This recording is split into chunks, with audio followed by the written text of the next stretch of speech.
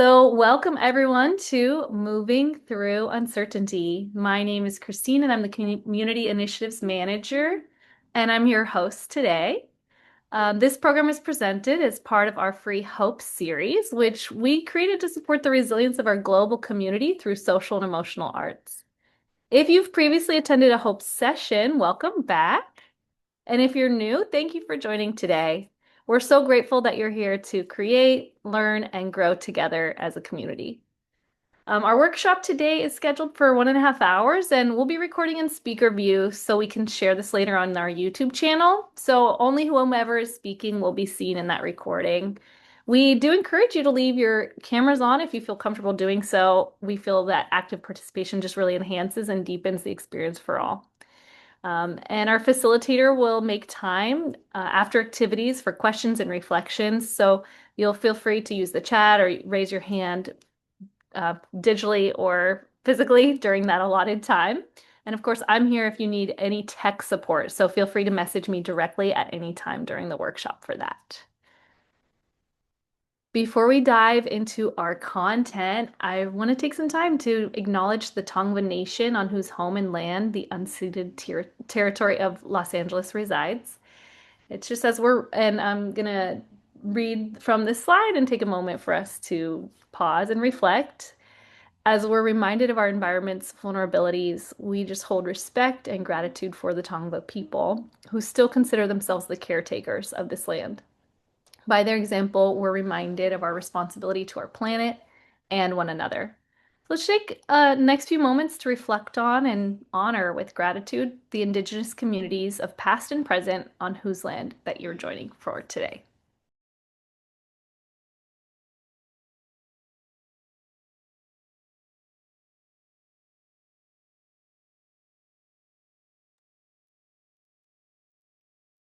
Thank you. I thank you for that heart. I see that. I'm going to go ahead and also put in the chat box the Natives Land resource that you're welcome to use as well. So without further ado, I'm so excited to introduce you to today's facilitator, Erica Hornthal. Erica is known as the therapist who moves you. She's a board certified dance and movement therapist and a licensed clinical professional counselor. She helps people reconnect with their bodies to improve mental health and emotional well-being. So without further ado, I'm passing it over to you, Erica. Thank you, Christine. All right. Oh, it's so nice to have so many people here. And as Christine mentioned, you are free to leave your cameras on or off. You can also change throughout the program. So if something calls you to turn your camera on, feel free. And if something calls you to turn it off in the middle of the presentation, that is okay too. I kind of don't really need to say much more about myself. I appreciate that introduction. Hopefully, you're here for moving through uncertainty. We're going to discuss a little bit, kind of interactive, what that even means. And I think it's always important to kind of collectively come to an understanding of, what the theme for the group is before even jumping in and moving through something. Just a few disclaimers that I always am intentional about. One, move at your own pace. I am a firm believer that movement is neurodiversity represented, symbolized, etc. There's no right way to move. There's no wrong way to move. I think the only potential wrong way is something that hurts you more than it helps you. And so if you're starting to feel activated in any way, my intention is not for this to be a jarring experience by any means, but I don't know what it's like to be in anyone else's body. And sometimes I'm not even quite sure of what it feels like to be in my own. So just be tender and compassionate to your own experience. And if you need to, again, turn off your camera, step away, do your own movement practice while we are moving through this, please do so. All movements optional and adaptable. So it's not about how it looks or how I'm doing any certain movement. I'm really more focused or want you to focus more on how your movement feels or how you feel following the movement. movement's always happening. So whether you're an active participant in your movement or just observing or noticing the autopilot, the involuntary movements that are happening all the time within us, I think for me, that's one of those grounding principles of uncertainty, is there are certain movement patterns that are always present that help us actually get through times of uncertainty or stress or tension. So we'll talk about that as well. And just remember to take care of yourselves. So if you haven't already and you need to get a drink or food, if you'd like a blanket, a friendly, pet, whether it's real or, a stuffy, um, I really want us to focus on comfort. Certainty is not necessarily something we can always plan for, but comfort and stability and security, those are things that lend themselves to feeling safer in an uncertain world. So think about the things in this moment that help you feel more secure or stable and comfortable. So not only are we going to gather those things if you haven't already, but I want you to bring your body to a place of comfort or as much comfort as possible. So give yourself a moment to adjust. If you're feeling like you have to be positioned in a way because we're in a workshop or in front of a camera, allow yourself to free your mind from those confines, right? And if you actually feel like laying down, try laying down. If you're, sitting up straight and feel like slouching, let yourself do that. It's again, we're really wanting to practice allowing our body to feel a sense of security and stability in an uncertain time, as opposed to showing up in a way that's going to potentially conjure security, right? So show up in an authentic way as much as you can, bring comfort to your body in this moment. I personally like to just drop into the moment for, as much as we're able to. Just notice how you feel in this moment, what's happening in your body right now, noticing the temperature around you. If you're too warm, you can take off a layer. If you're too cold, maybe you need to put something on or wrap a blanket around.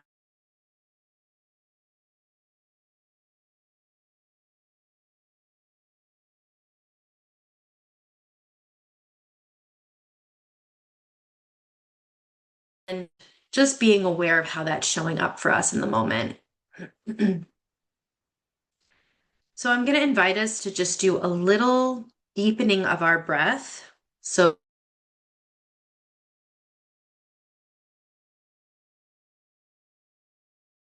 but also start to play with that a little bit. So personally, I like to practice just breathing in through my nose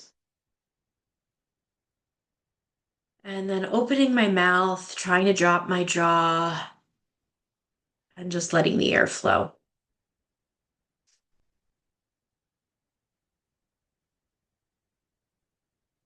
Noticing any tension that may be present in our jaw, anything restricting the quality of our airflow.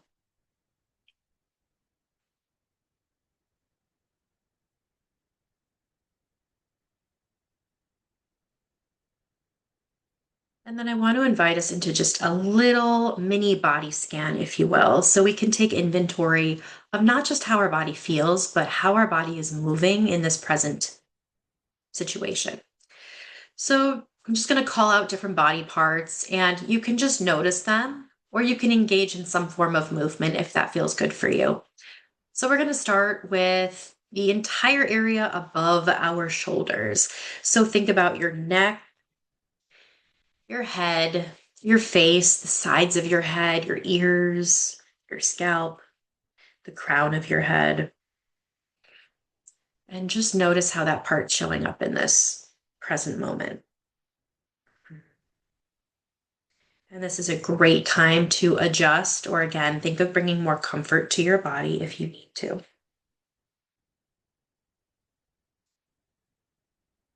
And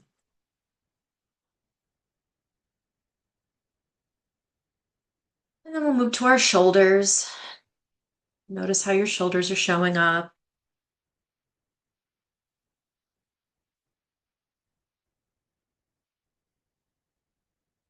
And allow your awareness to draw down your arms. So the area between our shoulders and our elbows. The area between our elbows and our wrists. And all the way down to our fingers. So again, this may not change the way you're moving, but as you bring new awareness to these parts of your body, if you choose to move differently or explore what that looks like, now is the time.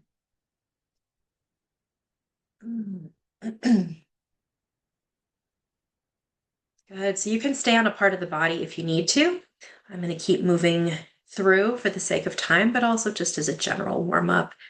So move to the spot of our chest. This is the front of the body, but also think about the part between the shoulder blades.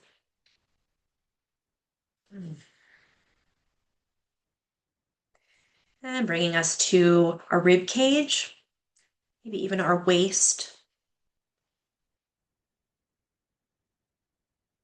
Even notice how mobile these parts are or how connected we are to some of these parts. We might not think about certain areas of the body on a regular basis until they present themselves, right? We have a symptom or a twinge or a pain or an itch. Moving to our lower back, maybe mid back even, lower back, lower abdomen, pelvic region, our hips. Oh my gosh. I don't know if you can hear that. It was my chair creaking, but it sounds like my hips popping. So, in case you were wondering, my chair needs an adjustment apparently. And just noticing how our hips are feeling. This is where we tend to sit a lot of our time and then collect a lot of the emotions and energy throughout the day. So we don't want to move them frantically if they haven't been moved in a little while, but just paying attention to them, sending a little bit of heat or attention, rubbing, patting, whatever feels good. And then becoming aware of the area between our hips and our knees. So this could be your thighs, your hamstrings. I'm tending to focus a little bit more on the external of my body, but certainly if you feel able to go inside and kind of notice maybe how our muscles are moving or those ligaments and tendons, the fascia. Stopping at our knees for a moment. They do so much for us, just paying a little attention. And then the area between our knees and our ankles, our shins, our calves.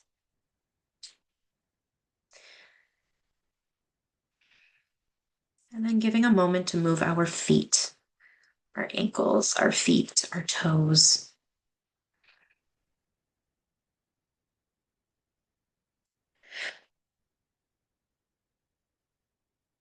And then giving your feet an opportunity to connect to either the floor or the ground underneath you. If you're sitting and you want to try to place the soles of your feet on the floor, just to feel that connection, feel that sturdiness. If you're sitting up and you want to just place your feet underneath you, again, feel your feet underneath you, touching the floor. They may have shoes on, that is okay. But that connection, that sense of grounding and connection to the floor is actually one of the most powerful ways that we can move through uncertainty because we can feel a sense of arrival. We can feel a sense of presence in any given moment, especially when the mind is overloaded with what feels like uncertainty, overwhelm, maybe even chaos or crisis. So I'm going to ask that maybe we put it in the chat actually, but after this little check-in, I like to ask the question of how are you moving? How are you moving in this moment? What did you notice prior or what are you noticing right now? Again, there's no wrong answer, but let's just start with that directive. How are you moving in this moment? And feel free, you don't have to, but if you'd like to share that in the chat, it helps others to see and then sometimes put words to what we're experiencing.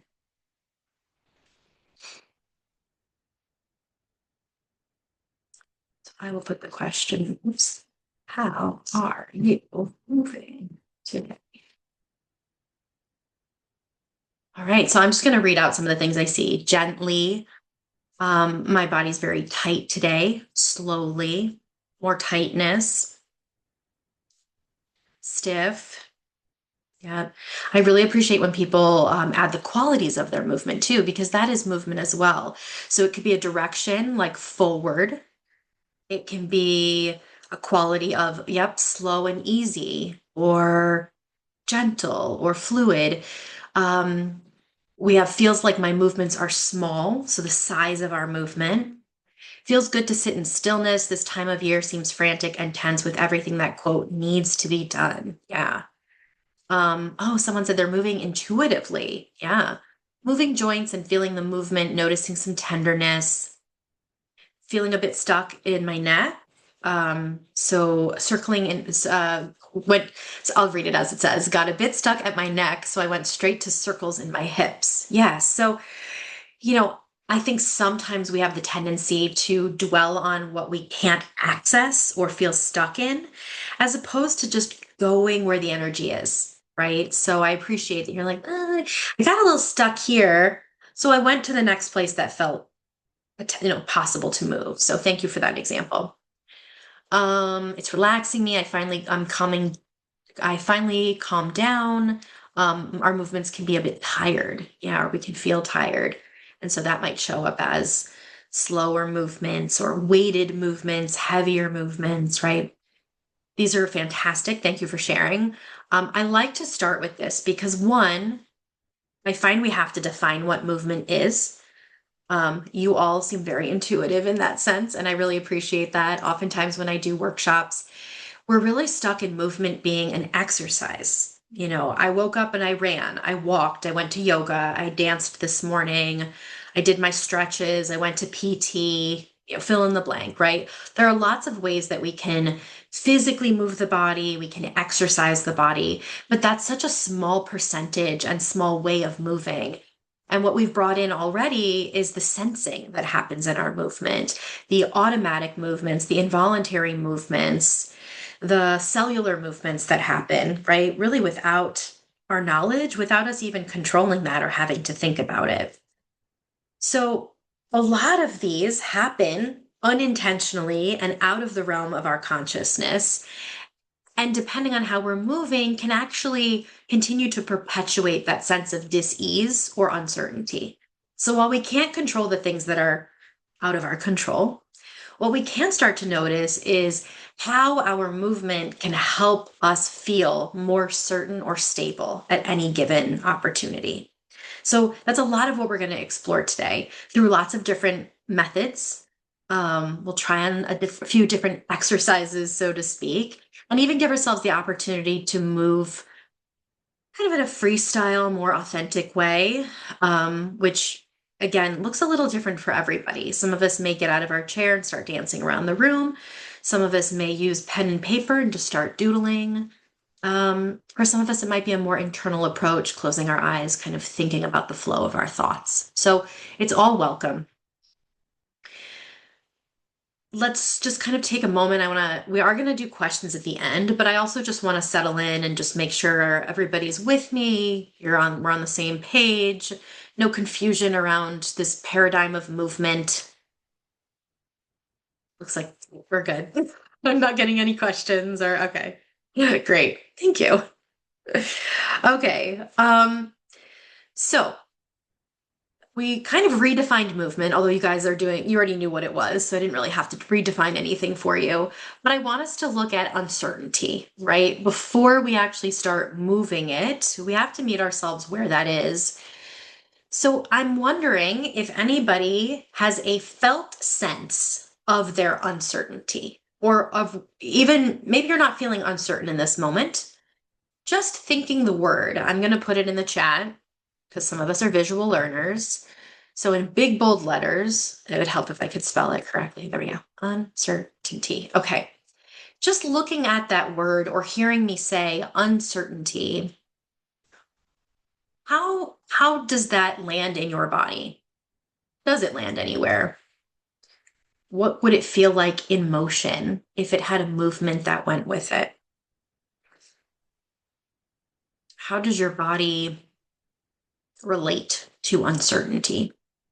And if you don't know or don't have a felt sense, there's nothing wrong with you. It's okay. Yeah. So for some, noticing a stuck, maybe in our chest, as one person pointed out, it could be all over the body. Whoa. I have to go back. So many amazing responses for anybody that can't see the chat. Um, so some individuals mentioned chest, throat, a feeling of tightness or tension. Maybe in our center, can feel like a squeeze, a tightening, maybe even. When I focus on uncertainty, I feel it in my breath. My breath gets shallow and I breathe with just the upper part of my torso. Yes, that's actually very common. We are not alone in those experiences. A contracting, curling up in my stomach. Great awareness. My tongue presses on the roof of my mouth. Not anchored or trembling with unknown tension. Yeah, so the rhythm of our body can change, right? What might have been, I wouldn't even say calm, but steady. Um, Maybe we're not even noticing it, starts to feel like a trembling, right? Or a pulsating or a vibration.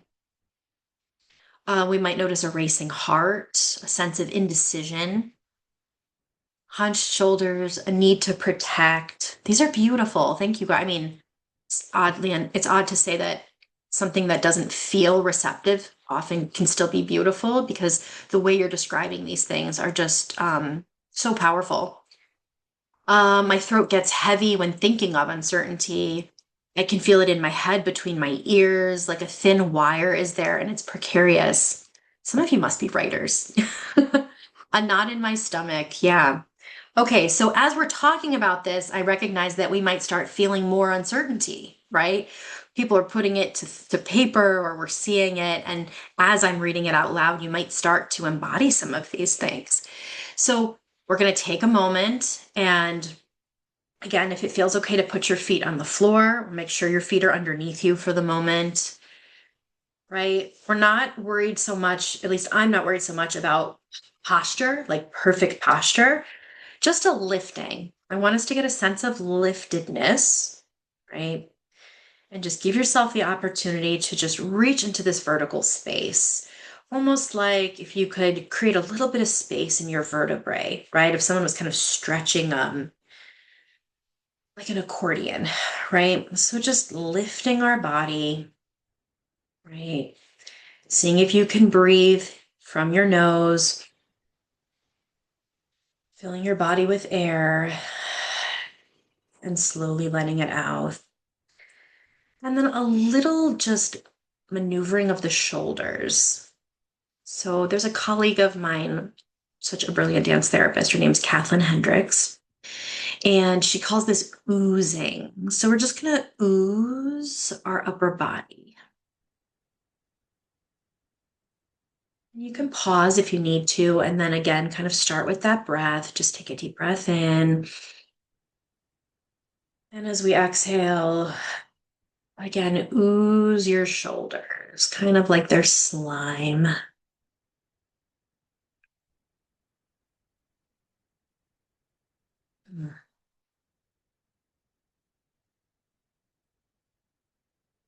Great. Find a way to make yourself a little bit more comfortable. So it's repositioning yourself in your chair.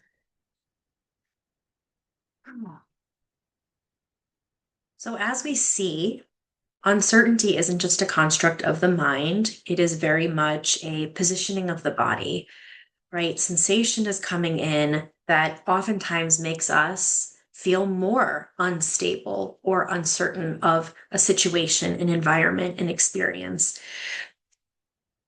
Excuse me. So, what I really want to be able to do is rather than, excuse me, rather than seeing uncertainty as a problem, we want to see it as a sensation, right? Which is what you all demonstrated so beautifully. It's really easy, especially in the world we live in, to see uncertainty as a problem, right? So much of problems lead to uncertainty, right? So if we can shift our perspective, at least in this workshop, and allow uncertainty to be a sensation, then we can also shift toward the possibility of not just certainty, but stability, right? So I know we hear the word grounding a lot. So I don't mind using that word. When we're talking about insecurity or instability or uncertainty, I turn to the words stability, security, and balance, right? How often when something is indecisive or uncertain, we feel off balance, right? Emotionally. And then I personally, I mean, I definitely feel it in my body. It can be harder to stand on my own feet. I fall off balance more easily. So, we're going to focus on ways that we can bring stability and security and balance to the body. So, ideally, we can move through those places of mental insecurity or uncertainty. Again, hopefully, we're on the same page. If you have questions as we go, especially if you need clarification, don't hesitate to put that in the chat. Again, we will have time for open discussion at the end. Okay, so let's do a little, I put them, here we go. I'm pulling out some of my resources here. All right. Let's do a few grounding exercises, and then I was going to ask some questions, but I feel like we're in our heads a little bit right now. So I'm going to share with you some of my favorite, just say like somatic practices. Obviously, I did not create these. I have little cards as reminders, and I just kind of pulled some of my favorite ones. So, all right. We're going to start by taking our arms and just wrapping them around our upper body. Good. So basically just a nice self hug. And just notice how that feels, what that does for you. Make adjustments as needed. So you might have wrapped yourself really tight and maybe it's too tight. And so you're going to loosen up a little bit, right? You might notice that as you do this, you want to start rubbing or squeezing or patting. So let your body do what it needs. Let it tell you what feels the most soothing to it in this moment.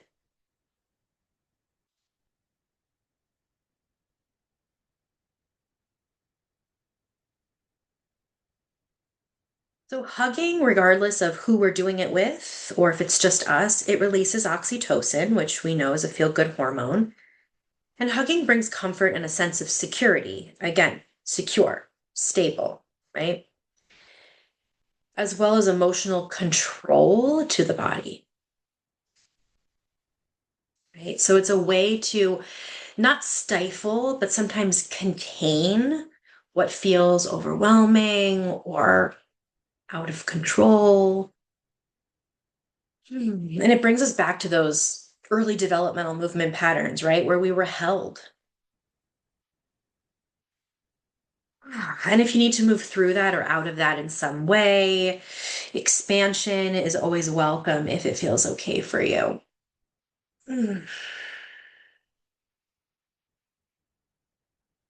Beautiful. So, a nice simple hug, right? So, we're going to expand a little bit from the hug, and I want you to just place your hands over your chest. And this is not a new technique. Many of you may already be familiar with something we call the butterfly hug. Um, it helps to process a lot of traumatic material. That is not the only reason to be using it. But bilateral stimulation, we just gently tap or pat, alternating our hands. And it allows information to pass between one hemisphere of the brain to the other. Actually can increase focus, allow us to be more present in the moment, which ultimately allows us to feel more stable and more certain. And it's up to you how fast or how slow you want to go. You might notice the timing changes.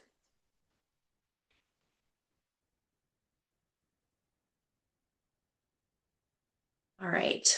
So we're going to move our hands together, clasp our hands if that feels good for you. And we're going to place them on the top of our head. And while there's no wrong way to move, what we do want to strive for is rather than our shoulders being up by our earlobes, pulling our shoulder blades down the back and creating as much space between our earlobe and our shoulder as possible. And ideally, it's an anchor.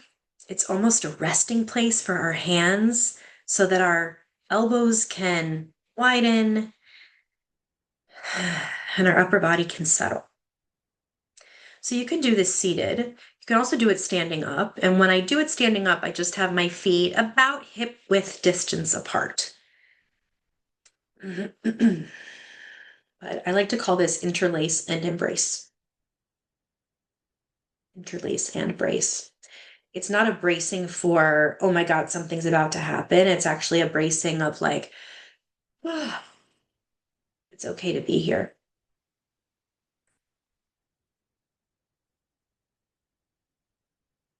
And you can feel free to stay here for a moment if you want to move through it and drop your hands. I usually move into just a little bit of a wiggle, a gentle shake, nothing too jarring.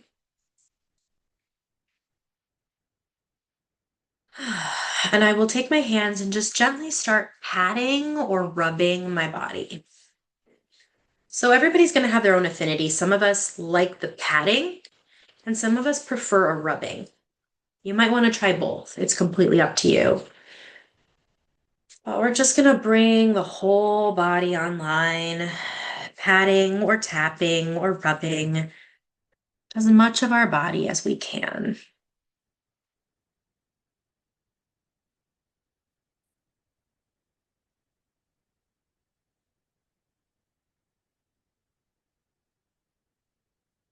Noticing your breath, taking breaths if you need to. Yeah, we can be specific and tap our faces, our head. And lastly, I'm going to invite us to take one palm on our forehead and the other palm at the base of your skull, and just gently cradle your head. You don't have to really do much here. You can apply a little bit of pressure, but it really should just feel like a holding. And one hand may feel better than the other in the front, so you can kind of play with that depending on your what side is dominant or.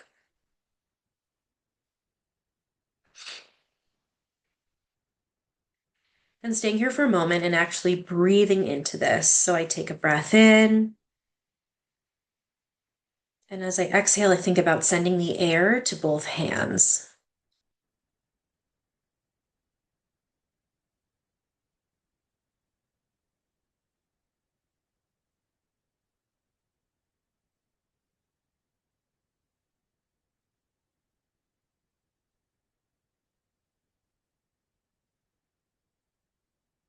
And I personally like kind of just transition by like stroking my head gently. It's just my own personal preference. Kind of rubbing my hands together. So this just very gentle movement sequence are just some of the ways that, especially if I'm feeling more under duress or more focused on things that feel particularly uncertain in a given day, these are the grounding practices, the stabilizing, the things that allow me to feel more secure in the present moment that I will bring in. I'll do them with clients, but I do them for myself and my kids. It's just kind of become a practice, we don't really have to think about it anymore. We just do them. And with all the uncertainty that is out of there in the world, we can never have too many movement practices that help us feel a little bit more stable. So feel free if anything comes up for you as we move through this presentation to try those out or to keep using them. I'm going to bring us to the mind a little bit now. And I'm going to ask us a few questions before we get to, again, a little bit more of like a free movement period of our workshop. So rather than continuing to focus on the uncertainty in life, I'm actually going to ask us to draw on the opposite. I want you to think about where in your life you feel most established or stable. It doesn't have to be prolonged. Maybe it's an activity, right? You know, it's not necessarily career, right? Maybe some of us do feel established in our career, but some of us may be terrified by that. So if it's an experience, a place, a person that allows you to feel that way, or a certain experience, think about where in your life you feel established or stable. Yeah, you don't have to put it in the chat, but if you'd like to share with us, you are welcome to. Ooh, when you delivered your son.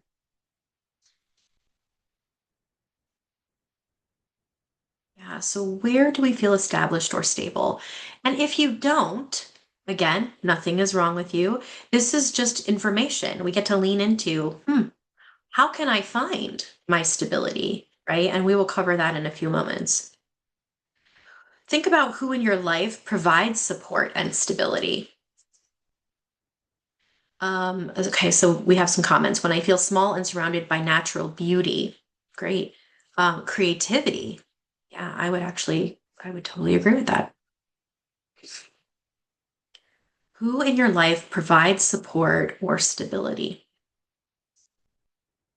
And it doesn't necessarily have to be someone you know. That might sound interesting, but sometimes we get a sense of stability or grounding in the people we follow, people who inspire us, and we might not actually know them or have met them yet. Friends, yeah, spouse or husband, yeah. Art, getting into a flow state, nature, family, beautiful. Thank you. You're a director, right? Someone we work with, yep. Our animals, our dogs. Uh, I love it. The little girl in the Soyo music video. So random. No, not random at all. But she's the bomb. Love it. Okay, and lastly, what challenges your sense of balance and control?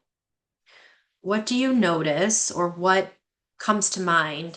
What experience have you had that you noticed a sense of imbalance, right? Something kind of, we have that sense of like something shaking us, or throwing us off our center. Oh, clutter. You couldn't tell by my office the way it is today, but yes, clutter does that to me too. Change. Yeah. Don't we know it? And can I just say that the irony in all of this, right, is that movement is change. And so ironically, we can meet the difficulties, right? The instability of change with more change. But the difference is that the movement that we are bringing to it is actually within our control, right? We're mindful, we are aware, we're bodyful of what we are doing with the body to help actually bring a sense of security or stability. Unexpected crisis, health, yes. I want to make sure I didn't. Oh, I did. Deadlines, chronic illness, and loss of a job. Yes, losing our career. So grief, just in general, right? Grief and loss, lack of human connection, unexpected crisis, health, worries around kids, social media. Yes, yes to all of these things. I'm just, I notice my own uh, reactions to some of them. Loud voice, cruel actions or behavior, a lack of being able to be present. Yeah. So, like our own dissociation, in a sense, right, can actually bring us off balance or give us a sense of control or lack of control.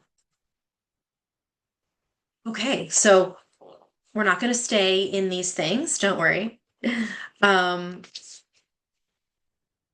but it's always helpful to remember or cue ourselves to the things that allow us to feel more stable, right? So if something's going on and we read the news or we see something on social media that really dysregulates us and throws us off center, when was the last time we thought about the things that center us, you know? And if there's a certain person, or someone mentioned in the comments, friends, oftentimes we isolate at those times, and that can be when it's super important to reach out, right? To get together with a friend or talk to them on the phone, um, hop on a Zoom meeting, you know, something, connection, right? At the end of the day, we're looking for that sense of connection and support. So one of the things that I love to do that we're going to try together in probably lots of different capacities is to find our stability. So first off, I think most of us are seated or maybe at a desk or in front of the screen. The one thing I like to do, especially if I'm sitting in front of a table or a desk, is I just take the pads of my fingers and I gently lean them into, let's see if I can move this back. I gently press them onto the surface in front of me. So I'm not pressing them into me. I want something that is stable outside of myself. So I'm going to drop my computer screen a little just so you can kind of see what I'm doing. I'm not pressing so hard that my knuckles, you know, hurt or start to get red. I'm just gently placing my fingers on top of what is a very cold desk. And so if you're not at a table or that's not possible, look for something around you that you could press or touch, right? So it might be the cover of a book, or maybe I have a hutch right next to my desk, and so I'm just putting my fingertips on the bookshelf.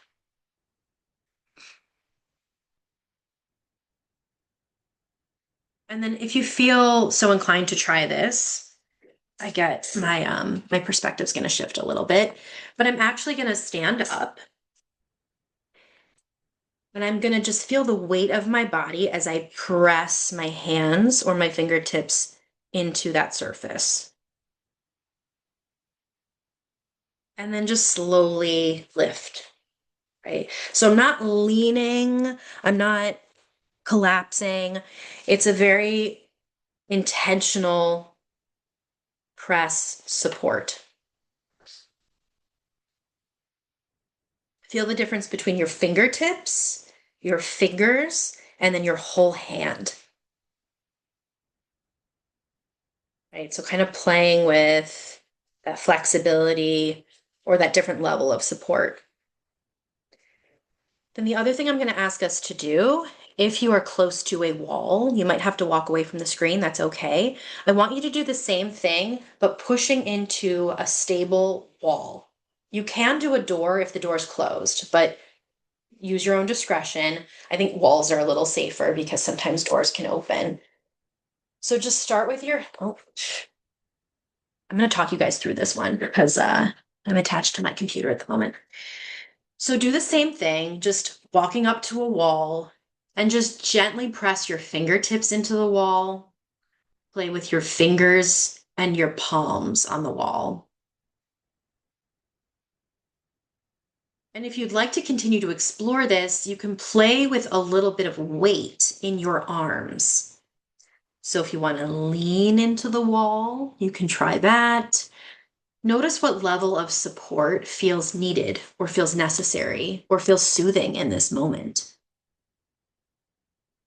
Kelly, I see your hand raised, and I will get to that in just one moment. Now, if the front of the body doesn't feel comfortable, consider that you can turn and put your back against the wall. And just lean, let the wall support you.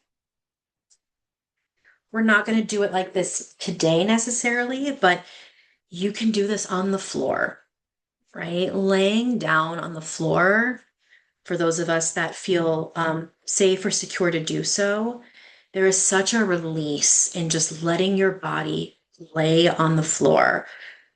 It's different than being on a soft surface, right? So laying on your bed or laying on a sofa isn't going to feel the same as the feedback we get from a firmer surface. So you can play with this as much as you want. You can also come back to the screen or come back to our group. But this is such a simple exercise that I just don't think we do, or we don't think to do. I do this with a lot of my clients, especially when there's a lot of anxiety present. We will sometimes have the whole session while leaning into the wall or sitting against the wall or kind of having a conversation with the wall, a little bit of like contact improvisation, if you will, with the wall. If you don't feel stable, look for things in your environment that can help give you a sense of security and stability. We sometimes may be like, well, nothing. There's nothing and that's why I just go to the wall. I would say most of us have access to a wall somewhere at some time, whether it's your home, your office, maybe it's outside and it's an exterior wall. You know, look for things in your environment that allow us to feel more supported. Someone mentioned nature. You can lean against a tree. Yeah, again, depending on the tree, make sure it's sturdy. You can hug the tree, right? We can lay on the ground. I wouldn't do that today in Chicago because it's full of snow, but many of you live in warmer climates, so go for it. Okay, I'm going to pause for a minute. If anybody has any questions or feedback, feel free to offer it. But I do want to get to Kelly because I don't know if you took it down, but if you still have your question, please feel free to type or ask it. No, it was Zoom automatically raising my hand because my hands were on the wall. Oh, okay. It was intuitive Zoom. Got it. All right. Anybody else need clarification or feedback or just want to say what that was like for them? Can I ask a question about a previous thing you did? 100%. Go for it. The grounding thing where you interlaced your hands and put it on your head, Uh-huh. that exercise there, it felt like too much weight on my neck. Was I doing it too hard or because I did notice my neck was tense from the start? Sure. Uh, Sorry, did I interrupt you? Nope, you did not. Okay. I don't think you're doing it wrong. Sometimes, how do I put it? Certain exercises aren't meant for us in certain moments, right? So if you're doing that exercise and it's creating more discomfort, come back to it another time. Does that make sense? Yep. So a lot of it is just noticing, is this what I need right now versus this is not helping, Um, which is like the good and bad of these somatic practices. They're not one size fits all. So obviously there's so many more than these that I've given you, and you guys probably have your own list of them. But remember, we're trying to feel our way through these things. So the fact that you had the awareness and could say, this does not feel right for me. My neck is actually more constricted doing this or tighter doing this is exactly where we want to be. Because you notice like this actually is not stabilizing for me. I'm going to move to something else, right? And then maybe when the tension releases from other areas and we feel different, we could try going back to it. My arms are a little lighter and I'm not placing so much weight on my hand, right? It's dispersed or dispelled somewhere else. So, no, you didn't do anything wrong. You're actually spot on. You're noticing what you need and what you don't need. Is Thank that you. helpful? Yes, thanks so much. Okay, you're welcome. Is it Hiva? Eva. Hiva, I'm so sorry. No worries. Hiva, yeah, how can I help? Yeah, I was wondering, I usually sleep on my side, and my preference is that I lean on something. Like sometimes I put a pillow or something that would hold me. Is that similar to like this supporting exercise that we just practiced? So my first thought around that is to me that feels more comforting and nurturing than necessarily supportive. It's really just semantics because it's still supportive, right? You're using a pillow to help, support our head. Um, it feels different for me because it's soft, right? And so sometimes it's a giving in. It's a um what's the word? I don't really have a word for it. Kind of like the Tempur-Pedic, right? Those like what else are they made of? Like gel kind of mattresses where it like curves to you because it's supportive, but it feels nurturing, right? It feels held. This is a little different because it's actually there's a feedback there, right? The wall's not going to give in to us. Um, and so it's a different level of support. Does that make sense? Like different Yeah. sensation to the body. Hmm. So you might notice if we're in a place of like overwhelm or uncertainty where we need a soft release, right? We need to feel held and wrapped and warm and molded to. You know the difference. And you can say, oh, okay, my nervous system feels safe to let go here. Maybe I'm at a place where if I leaned against the wall, it would be too harsh for my body right now and it would actually dysregulate me more. Yeah, makes Yeah. sense. Thank Okay. you. Okay. So again, it's not like one's better or right or wrong. It's noticing what we need to shift that possibility, right? To shift us to a sense of stability, security, and balance, right? Or that sense of inner control. These are great questions. Again, we'll still have time for more, but anything else coming up for anybody in the moment? Okay. Let's take a moment for maybe like water or I don't know. I don't want to necessarily, you can use the bathroom whenever you need, but we don't necessarily need like 5 minutes, but just take a moment, maybe a stretch break if you need to stand up or stretch your body.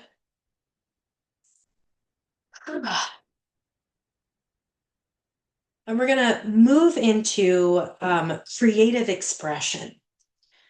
So someone actually mentioned this just not that long ago, right? That creativity was a stabilizing or grounding force for them. I would argue it is for everybody. We just all have different abilities or connections, right, to tapping into our creativity. I'm thinking of creativity not as productivity, right? I'm not interested in producing something. We're not creating a work of art. I'm not choreographing a dance. We just want to exercise the muscles of creativity. So, um, I know I didn't say this ahead of time, and it's nothing, if you don't have it, don't worry about it. But if anybody, or if you're able to just get like a scratch piece of paper, or I don't know if anybody has a notebook in front of them, you don't have to. You can also just use your finger in the air. But I have a pad of paper because I'm sitting at my desk. So I'm going to take a pen and a piece of paper. Again, feel free to let your finger be your pen and let the air in front of you be your canvas. Or you can think of like, our little Zoom screen here as your canvas. And we're just going to spend a minute to a minute and a half putting our pen to the paper or your finger to the screen, not picking it up, but just moving it around, right? So I'll show you what it looks like for me. I'm literally just going. You don't have to add sound effects, but you can. But clearly I just did. So I'm just letting free flow, pen on paper or finger in front of me, or even finger on your desk if you just want to like kind of make little imaginary doodles. And we're not trying to judge or critique what we're making. But this is another way that you can notice movement patterns. What is the movement of the line that you're creating? Is it wavy? Is it expansive? Is it small? Is it tight? Is it constricted or jagged? Change the movement of your pen to match how you want to move in your body.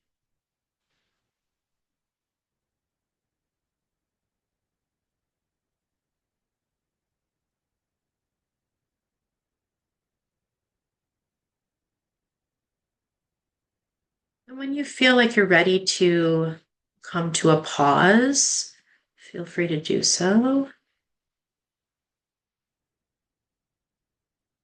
A few more seconds. Sometimes I find it hard to stop because I just want to keep going.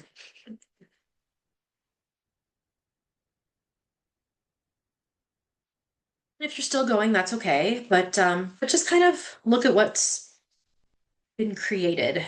Again, notice any themes or patterns in the movement. Even just take a moment to sense how you feel or what feels different after engaging in that little 60-second, 90-second practice.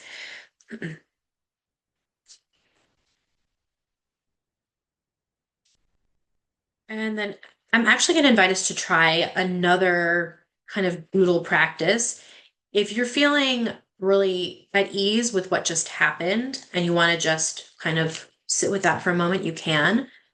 I'm going to intentionally invite us to try on a little uncertainty and then shift through that sensation. So, what that might look like is drawing or using a pattern that seems to embody a little bit more of uncertainty, right? Or lack of balance or instability, whatever word is kind of you're choosing. And without picking the pen up, right? The pen is going to stay down, your finger's going to stay down. We're going to shift into a pattern of more stability, ease, flow, security, you name it. Does that make sense? Everybody, yeah, like a thumbs up or okay. So start from that place of what might feel or look like uncertainty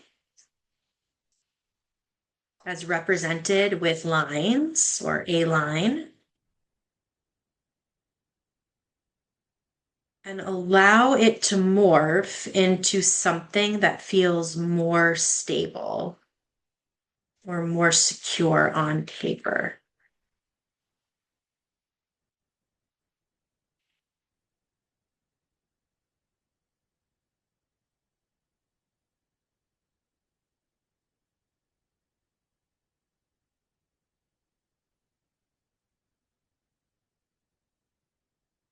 And then just like you did the first time, when you're ready to observe, just notice how it changed.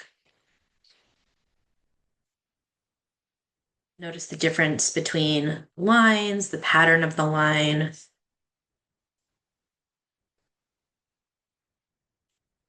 So it's not necessary for us to share, but I will just use myself as an example. So I started off, I don't even know if you can see, it's kind of white. It's, yeah, it's a little hard to see, but I'll explain it. So I just started with very jagged, rigid lines, just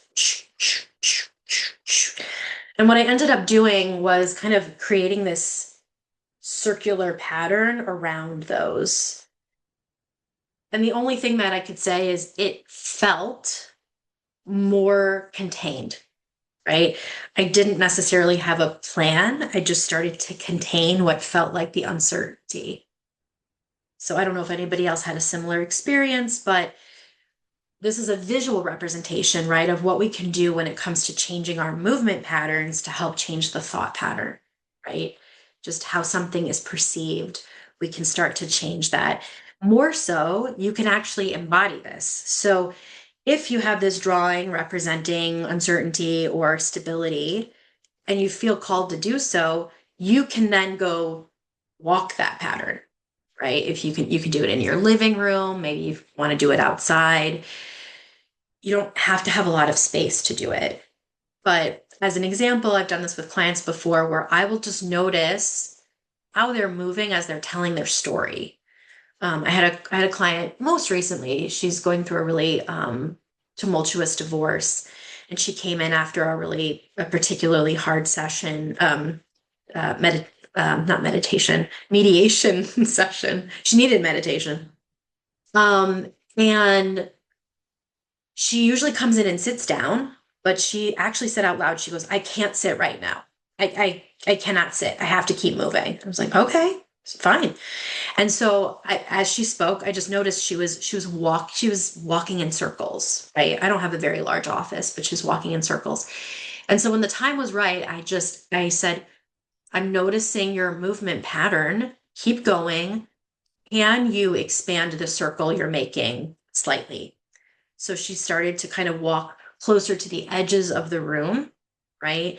And just making the pattern a little bit longer, it allowed her to slow down, even though she didn't mean to.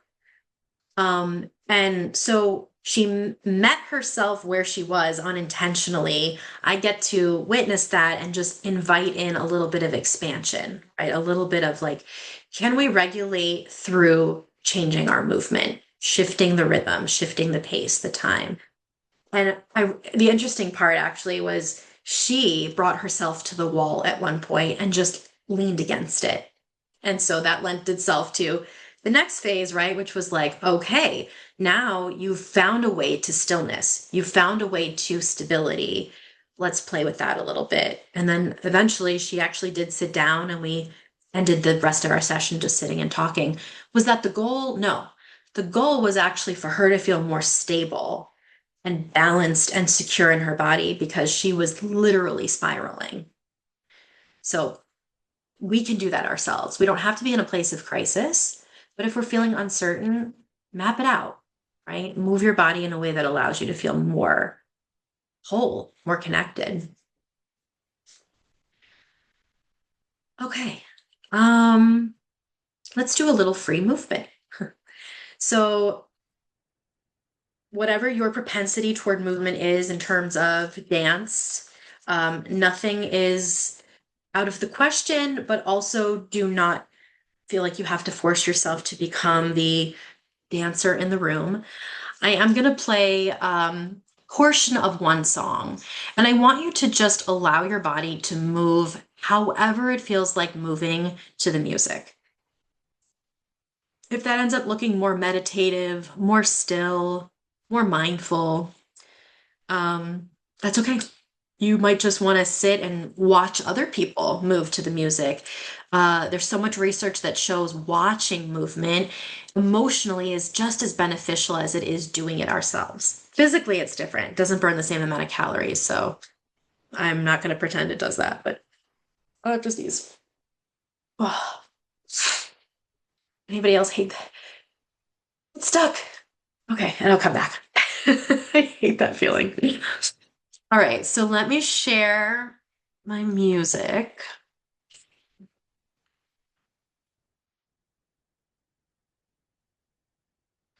And make sure that you guys can hear it. It's not playing yet, don't worry.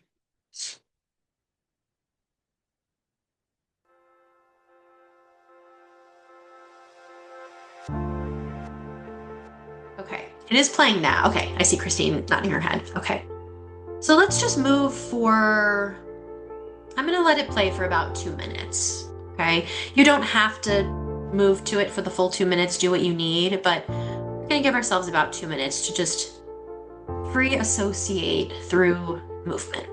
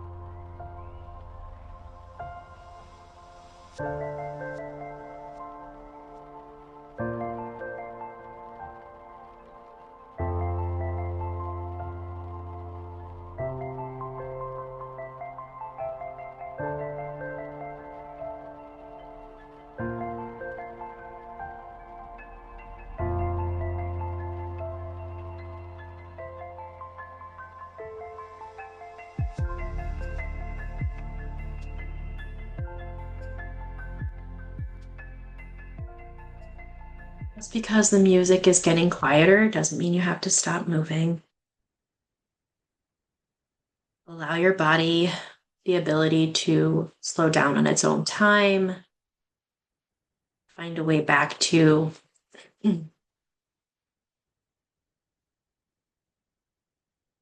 space.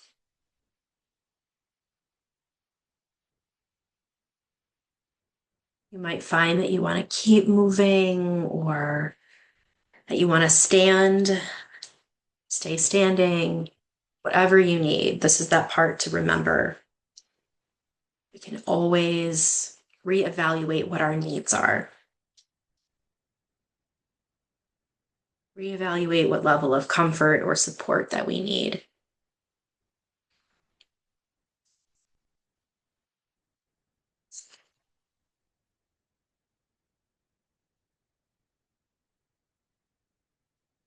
So personally, I feel like this went fast.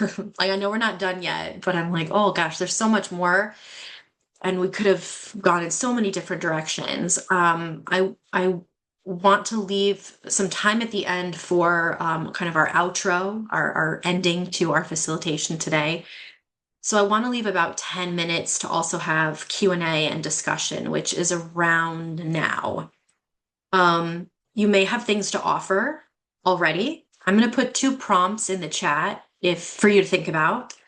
One of them is how, if at all, did your sense of uncertainty shift during movement? So how did I'm just going to say uncertainty rather than sense of uncertainty, but how did your uncertainty shift through movement? Okay. And did anything surprise you about your body's response?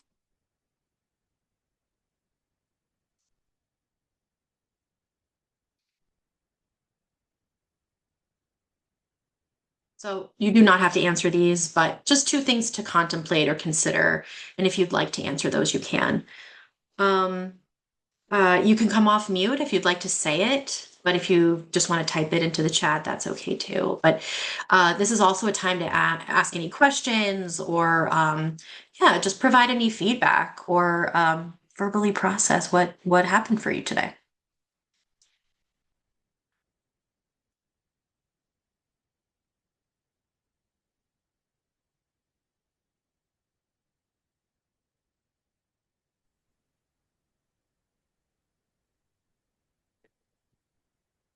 Hi, Erica. Yeah, Oh, hi. sorry. No, I was just I'm always willing to go first. However, I heard someone else's voice and I'd rather have them go first. Oh, I was just gonna say, I saw someone put a comment in the chat. Great to feel more freedom with movement, with the movement. Wait, hold on. It's going too fast. I was surprised by how good it felt to move to music. I felt so at home. I was surprised by how connected I felt to the music so immediately. In movement, there's no uncertainty. Movement is the opposite for me. I hope I'm saying that right. Like movement is certainty. I was surprised by some of the movements I did as I usually judge my dance ability. Yeah, you're not alone in that. Definitely not alone, which is why a lot of people shy away from it. At the beginning, there was more uncertainty around how I'd be perceived by others through my movements, but as the time passed, it got easier. I'm wondering if my movements would have been different if it was off camera. Yeah. So, and you can try that out for yourself, right? So I recognize this virtual world we live in makes it hard sometimes to show up, especially through the body. So, you can try it on your own when you're not on camera. Or if you get the opportunity to do something like this again, give yourself permission to turn off your camera and see if it changes the relationship. Uncertainty shifted in that it felt contained for a minute. Sometimes a minute is all it takes, right? 5 seconds, 30 seconds, right? My goal is for us not to never feel uncertainty ever again, right? Because that would be impossible. But to feel that we can find moments of stability or, and again, I'm going to use all the words, security, balance, control, etc., among the uncertainty, right? To find the grounding through the ungroundedness. It was really refreshing and relaxing, especially with music, fully present with the music. Yeah. So if music is really what allows you or, many of us to show up, use it, use it. It could be a favorite song, it could be new music, it could be a beat, a rhythm. Maybe it's just nature, the sounds of nature. Open the window and kind of, I don't know, whether it's construction or sounds of nature, it's all rhythm. So you keep reading. Blah, blah, blah, blah, blah. Moving with prompts by a facilitator always leads to me recognizing my movement preferences. It's also a great reminder of what a few minutes moving in ways which equal certainty and or anchoring or a much needed tool most every day. Thank you. How, if at all, did your sense of uncertainty shift during the movement? I forgot about it.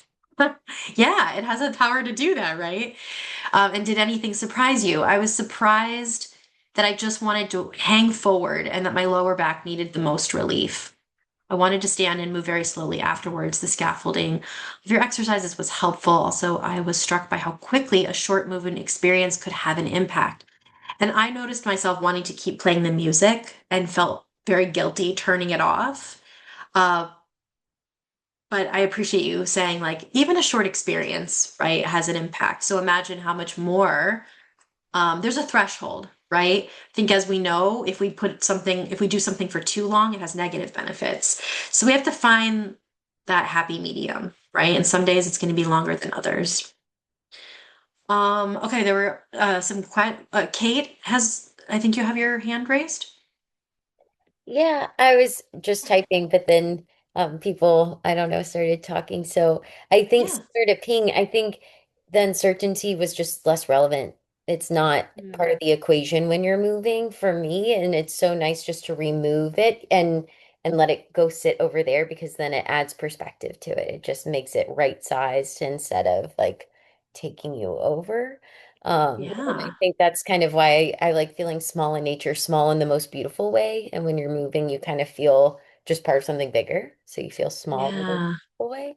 And then I think also, um, I'm always surprised by how energized, even if you're sleepy going into it. A lot of people say they're too sleepy to move, but then it's just 1 or 2 minutes and then you feel more awake. So that was really lovely. Yeah, thank you for sharing that. When you say that, it makes me think that we're too tired. The body is too tired to do movement that the mind thinks it needs, right? So I'm too tired to go running right now because my body doesn't really want to run, but my mind says it does, right? My mind is like, you need to exercise. You need to do this. You need to do this, blah, blah, blah, blah, blah, right? But when we do something more in the moment and maybe we're just naturally moving, we've moved in a way that was completely authentic with what we needed, right? And then we're surprised when there's a release, where we're like, wow, I actually have more energy now. Maybe I will go for that run. So we just kind of have to change our orientation to movement, right? And the expectation of what we quote should be doing, because I do that too. I'm like, I should go this, I should go that, but maybe I can get there later, and what movement feels most needed right now. So I thank you for that. Yeah, we like to should our ways into movement. um, yeah, anybody else, or feel free to unmute and just maybe you have a question for the group. Otherwise, we can end with a little grounding practice, but we could do that too. But any other thoughts or? Okay, well, let's wrap up with one more movement sequence I'm going to share with you, and then I'll pass it back over to Christine. So I usually start with this, but we're going to end with this instead. So I don't necessarily think of this as a certainty exercise, but this is just a great way to connect mind and body and move with purpose. So we're just going to gently go through this together, and then I can explain it briefly afterwards. So you can either stand or sit. I'm going to stay seated. My feet are underneath me. And we're going to move through the 3 planes of movement. So what that looks like is we're gonna lift into the vertical space above us. So whatever that looks like for you, lifting your head, your chin, maybe you want to lift your whole body. We're gonna decrease the pressure on the body and then feel that opposite. And we're gonna increase the pressure of the body by letting gravity pull us toward the floor.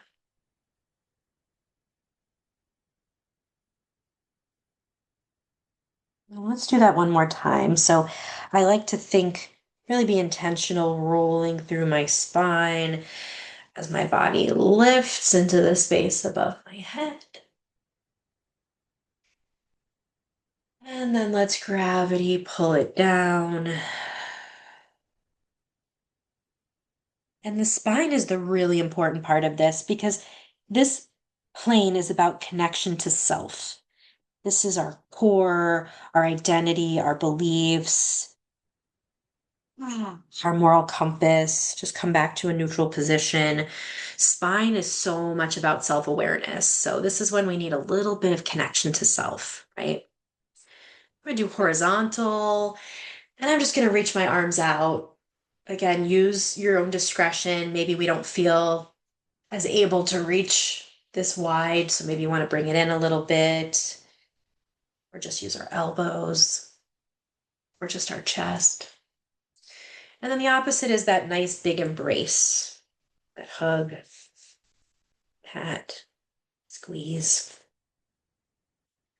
We'll do that again. So this is about connection to other, right? I think of it as like give a hug, get a hug, right? This is where we connect to people and places and always bring it back to us, right? That sense of stability. Like, can I bring this? Do I feel ready to bring this to the outside world? How much of this can I bring? And we're going to have days where we do this, and then we're going to have days where we do this, and somewhere in between.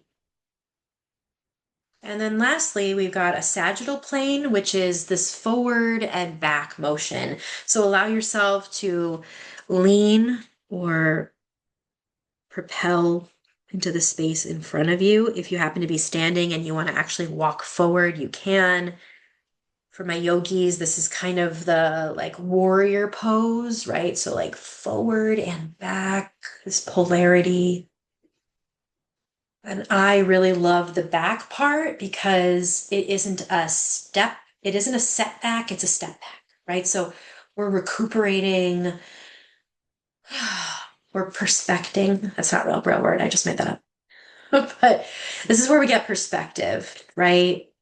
We don't know how far we've gone until we look at how far we've gone. So we got to step back a little bit and really admire where we are and, oh, yeah, just slow down. And then move forward. So sagittal is the action plane. So many of us are always going and doing. We forget the decelerating, right? The going back. We see it sometimes as a setback, right? Oh, I can't go backwards. I gotta keep going forward. But we need both, really. So at any given moment, you can always reach up and down, out and across, forward and back. And just notice what connection you need. If you're feeling really isolated and you want to feel more connected to other, just give yourself the opportunity to do this. If you've had way too much family time and holiday celebration and you need some self-awareness perspective, just go internal, right? Up and down. All right, I'm going to end here because, again, if any questions come up, I want to make sure I can answer them. Thank you again so much for being with me for me this afternoon. It was such a pleasure. I want to, thank AHI for having me and, yeah, just seeing the need for something I could talk about all day. So, I believe this will be shared, but I'm gonna put my email. So if anybody wants to reach out to me after the fact, that's how you can connect with me. And I know Christine's also going to share my Instagram handle if you prefer to do like social media connection. I'll put that here too, but I know it'll be shared on the email. There it is too. Yep. Okay. Great. Well, thank you again, everybody. I'll pass it back to Christine and she can close us out. Well, thank you so much. Gratitude right now just to Erica for leading us through this session. So appreciated. Let me go ahead and share my screen as well. We'd also like to extend our appreciation to the donors and the LA Department of Arts and Culture who make this Hope series possible. And thank you all for joining today.